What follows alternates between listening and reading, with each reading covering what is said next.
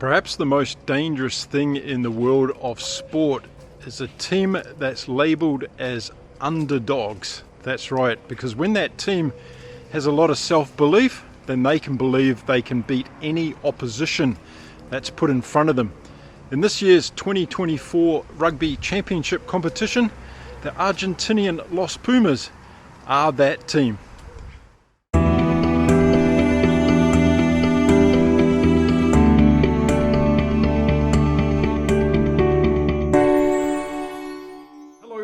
And welcome to Inside Rugby with Mark. If you haven't been here before, well, my name is Mark. I'm a retired Kiwi bloke who's living here in beautiful Cancun in Mexico, and I'm a very passionate rugby fan. So I decided to make this channel just over a year ago because I wanted to share my passion for the great game and see whether I could play a small role in helping the game of rugby to grow across the world. Now, if you're somebody that wants to support that mission by supporting my channel, here are a few ways to do it. In fact, there are 5, and I'd be very, very grateful of you helping me out. Now, don't forget to join me over on Twitter because I'm sharing a lot of other content over there as well, and we can follow the rugby journey together. Now, in this video, I'm going to talk about the Argentinian Los Pumas, who are causing quite a stir in this year's Rugby Championship for all kinds of reasons. So let's get into the video right now. Okay, g'day and welcome back to the channel. If you're a regular viewer, thanks very much for being here. I really appreciate it. And if you're just new to the channel, there are a couple of rules here. The first one is don't make any inappropriate comments towards me or anybody else. If you do that, you'll be given a yellow card. And if you do it twice, you will be red carded and removed from the channel. It's as easy as that. The other thing that I also request on this channel is to make sure you leave your comments because I love reading them. I learn a lot about the game of rugby from all of you in terms of sharing your opinions and views. So please make sure you engage in the channel that way as well. Now, the Pumas, aren't they doing something extraordinary this year? And I want to talk about them a little bit in reflection of their game against Australia this weekend, and also looking ahead to that epic challenge that's going to come from the South African Springboks. So first of all, what a game it was in Sante Fe yesterday between the Australians and the Argentinians. I don't think I've ever seen a game like this before in rugby at this level anyway. Australia were playing really well in the opening part of this game. They were spreading the ball wide. We were seeing a lot of continuity from them. Their passes were working, their execution. In fact, I was thinking, gosh, these guys can actually teach the All Blacks how to catch and pass a ball. They were really good. And as a result of that pressure, they built a lead over Argentina. And after 25 minutes of the game, Australia were leading by 20 points to 3. Yes, they have a 17-point margin. And it was looking good for Australia. I was really impressed with the way Australia were going about this game. They were playing really well, and players like Harry Wilson in the forwards. Williams had come into the locking position as well. He was doing really well. Rob Valentini, of course, was playing well. Nick Frost was getting a lot of ball and looking good. Tizano was good. There was just a lot of good players going on for Australia. And Ben Donaldson at number 10 was playing really well to start the game as well. Of course, Joe Schmidt had been rotating his number 10s to try and find out who was going to really own that jersey at number 10. And from what I saw in the early stages of this game, Ben Donaldson was really stepping up. And his kicking was really good as well, both in terms of kicking for goal and also kicking in general play. So I was pretty impressed with the way Australia started this game. But then something happened, and it was really incredible what happened in this game. And it came from a very simple mistake from Marika Corambetti, who knocked the ball on from an Argentinian kick that went deep downfield into the Australians' 22. Corambetti knocked the ball on, and it gave Argentina an opportunity to go onto attack. And from that moment onwards in this game, it was just helter-skelter for Argentina. The floodgates opened, and by half-time, they'd come back to 20 points to 17 behind Australia. And it was looking like they were really going to be in for a chance to win this game. But we didn't know what was going to happen next, and that was the most exciting part of this game for me. Now, Argentina got back into this game by playing some very attractive rugby. They were throwing the ball around, and as I had talked about in a previous video, I was hoping that after last week's atrocious conditions that these two teams were going to get an opportunity on a dry and hard track this week, and Sante Fe turned out the perfect day for both teams to be able to do this. Argentina looked like they were really back into this game, and it was going to take something really good from Australia to keep them out, I thought, particularly now that the crowd was involved. I don't know what Felipe Contepomi said to the Argentinian team at half time, but he must have gave them an injection and a half, because they came out playing like men possessed in that second half. And it was just extraordinary what I saw. And to cut a long story short, basically, the Argentinians scored no less than 50 points in that second half. That's right, 50 points in 40 minutes. It was just an incredible game of rugby, and the Australians were shell-shocked. They only ended up getting one try in the second half, which was a good try, by the way, a converted try. Tom Line had come on by the end of the game and got the conversion over for Australia. But it was just like a different Argentinian team on a different planet this day. And it was interesting listening to the great Australian rugby player, now retired, Michael Hooper, who was commentating on the game that I was watching. And he was talking about how this particular game for Argentina was just one of those games where every pass was sticking, every kick was making its mark, and everything they decided to do in terms of decision making was absolutely spot on. And it was just a perfect day at the office. I think that's how he explained it at one stage.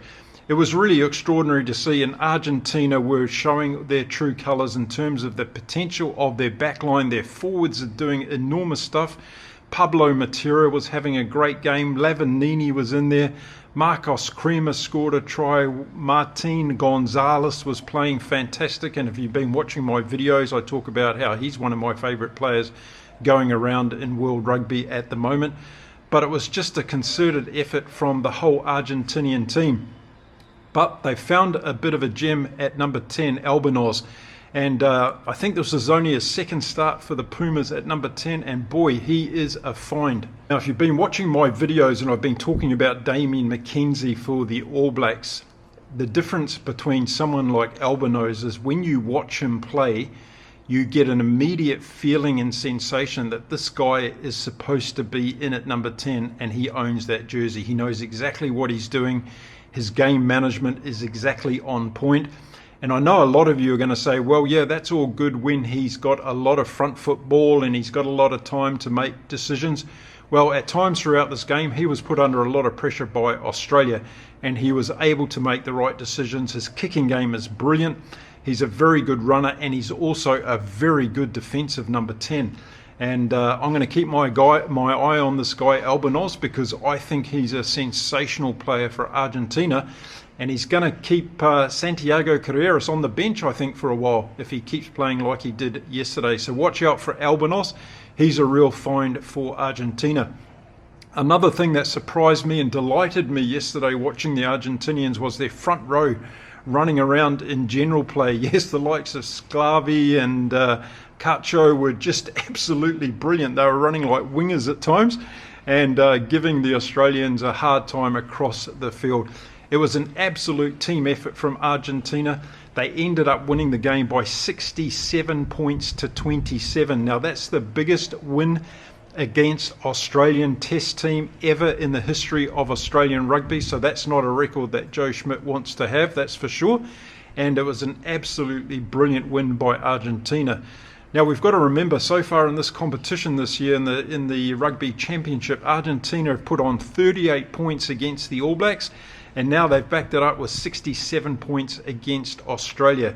That's something that we should sit up and take notice of. And gee, I know what a lot of you are going to say. It's going to be about, well, the competition wasn't playing very well. The All Blacks didn't play very well in the first game, and Australia fell away in the second half of this game. That may be the case, but in my book, it's always about the team still has to execute their plan.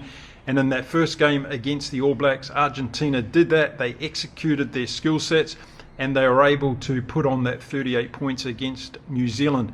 In this game against Australia, they did exactly the same. They came out in the second half. Australia started to panic a bit in defence, and the Argentinians just threw absolutely everything at them and were able to put on that 50 points in equal amount of minutes. It was just an extraordinary display of running and open rugby.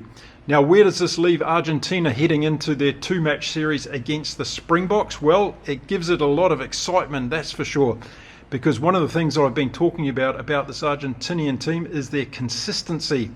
I believe if they're able to put games like this back-to-back together, we're going to see them in the top 5 of World Rugby before too long.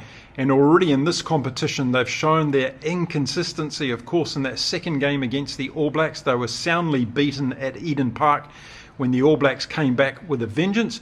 And then against Australia in their first game in Argentina, they were just pipped at the post.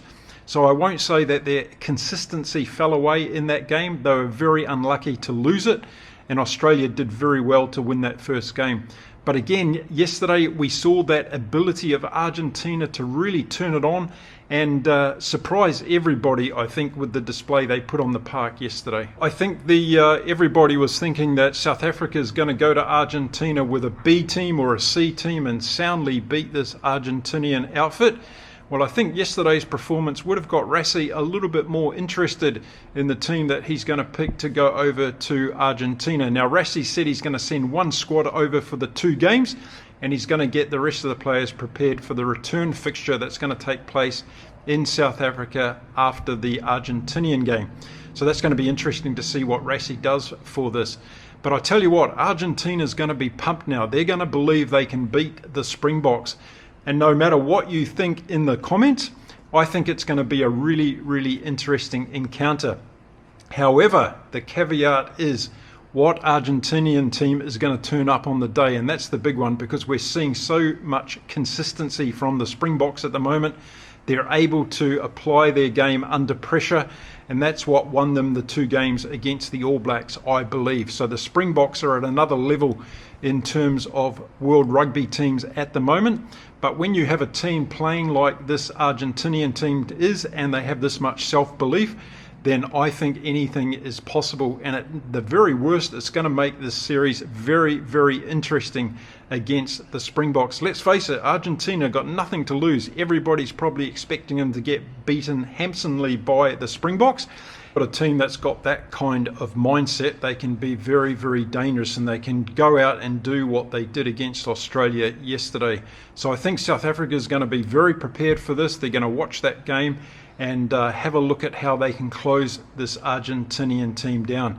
But I'm already getting excited for this encounter. I think it's going to be exceptionally good. We're going to have a fantastic crowd, of course, in Argentina supporting their home team. It was amazing yesterday to watch the crowd get so excited about what Argentina were doing against Australia. And I suspect that the game against South Africa is going to bring the same kind of energy and expectation from the Argentinian fans. So if you're from Argentina and you're watching this video, let me know what you're thinking about your team at the moment, and is there as much positivity around it against the Springboks as I'm anticipating there will be? I'd love to know your thoughts in the comments. Now, I'm going to be making lots more videos as we get closer to this game, talking about the teams and the strategies and all the things that are likely to happen, and I'd love to hear your views about it as well. I wanted to put this one out today because I watched that game yesterday and I was absolutely thrilled for Argentina and the way that they played. It was absolutely a fantastic game of rugby. Australia played very well as well, and it's going to be interesting to see what happens now with Joe Schmidt after he goes back from this huge loss, and how he's going to regroup the set of players before they take on the New Zealand All Blacks in the Bledisloe series in New Zealand and Australia. That's going to be very, very fascinating to watch. I think at half-time, Joe Schmidt would have been happy with his team yesterday. They were doing a lot of good things, and I could see a lot of improvement from both the forwards and the backs. But what happened in the second half was just absolutely extraordinary. And I guess it's a case of, do we write this one off and just say, well, Argentina had one of those days that was completely unexpected? Or are there some DNA issues in this Australian team that need to be addressed? That's something that we have to look into moving forward. So there we go. That's my video for today. I think Argentina deserve a huge round of applause. They played absolutely exceptional against Australia yesterday. Just repeating it, they put on the biggest score in the history of international rugby against an Australian Wallaby team. And boy, what a display it was at Sante Fe in Argentina. I'll be back again really soon with another video. Thank you very much for supporting my channel. It's great to have all the new people here as well. So don't forget, hit that subscribe button, support the channel in any way that you possibly can. And I would be very, very grateful for that. I'll see you all again soon. It's time to say adios from beautiful Cancun in Mexico. Until next time, stay safe, stay well everybody, and it's bye for now.